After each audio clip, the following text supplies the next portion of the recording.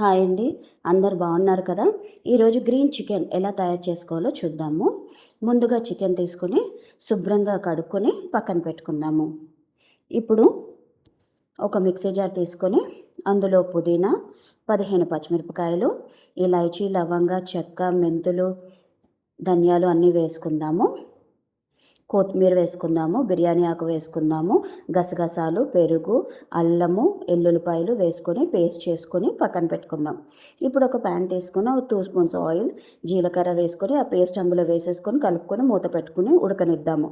ఇప్పుడు కొంచెం ఉడికాక మూత తీసి అందులో పసుపు, ఉప్పు, ధనియాల పౌడర్, జీలకర్ర పౌడర్ వేసుకొని కలుపుకొని, అలాగే చికెన్ కూడా అందులో వేసేసుకొని కలుపుకొని మూత పెట్టుకొని ఉడకనిద్దాం.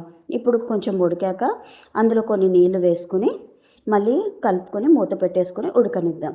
ఇప్పుడు అది కంప్లీట్గా ఉడికాక దాంట్లో కొత్తిమీర కానీ, కసూరి మేతి కానీ, గరం మసాలా కానీ, చికెన్ మసాలా కానీ వేసుకొని కలుపుకొని స్టవ్ ఆఫ్ చేసేసుకుంటే ఎంతో రుచికరమైన గ్రీన్ చికెన్ రెడీ అయిపోయినట్లే.